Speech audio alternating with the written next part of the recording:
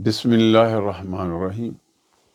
आज एक ऐसे नमाजी की बात करते हैं, आप सुनेंगे तो आपको लुत्फ़ भी आएगा और फिर आप अपनी नमाज की तरफ गौर भी करेंगे। हज़रत आसिम बिन यूसुफ़ ने हज़रत हातिम बिन असम से रहमतुल्लाह ताला से पूछा कि आप नमाज कैसे पढ़ते हैं? तो आओ अर्ज़ करता हूँ उन्होंने क्या फ़रमाया। फरमाने लगे, जब नमाज का वक़्त आता है तो मैं वज़ू करता हूँ बड़े ही मोहब्बत और ख़ुलूस के साथ।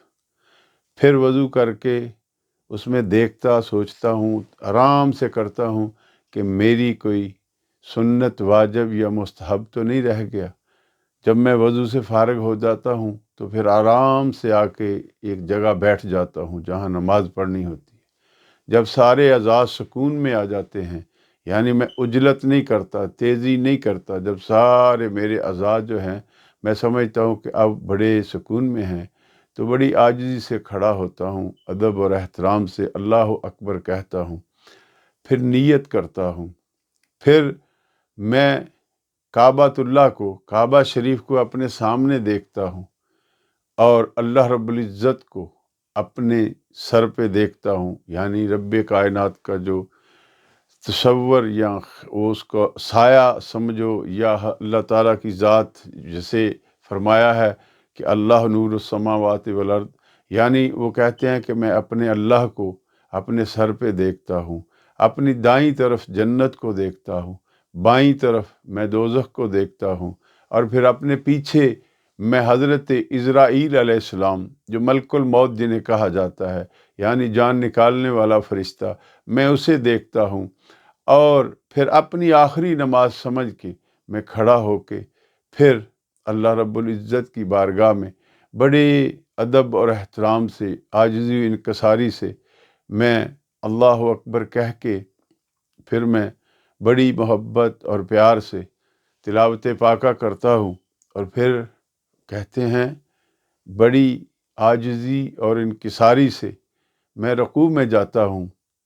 और फिर बड़ी एक एक जुमले पे आपको मज़ा आएगा अगर आप इस पे दिल की अथाह गहराइयों से गौर करेंगे कि वो किस तरह नमाज़ पढ़ते। वो कहते हैं फिर मैं बड़ी आजिज़ी और इनकिसारी से रुकू में जाता हूँ, और फिर रुकू के बाद वो कहते हैं कि बड़ी ज़िल्लत और आजिज़ी से अल्लाह के हुज़ूर में सजदा करता हूँ, यानी वो अपने आप को समझते हैं कि मैं ज़िल्लत का शिकार हूँ, आजिज़ी का शिकार हूँ। मोहतरम भाइयों, वो कहते हैं फिर मैं बड़े अदब और एहतराम से, इनकिसारी से बैठ के अत्ताहियात पढ़ता हूँ, और फिर जब सलाम फेरता हूँ तो इस उम्मीद पे कि मेरा रब मेरी इस नमाज को कबूल फरमाएगा, और फिर अल्लाह का डर और खौफ कि शायद ना कबूल फरमाए। इसी कैफियत में कि अल्लाह ताला का डर और खौफ अपने ऊपर वारद करता हूँ, और फिर सलाम के बाद कहते हैं कि फिर मैं अल्लाह से फ़रियाद करता हूँ कि जब तक ज़िंदा रहूँगा मैं ऐसी ही नमाज पढ़ूँगा। आपने फरमाया मुझे 30 साल हो गए हैं, मैं हर नमाज इसी तरह से पढ़ता हूँ।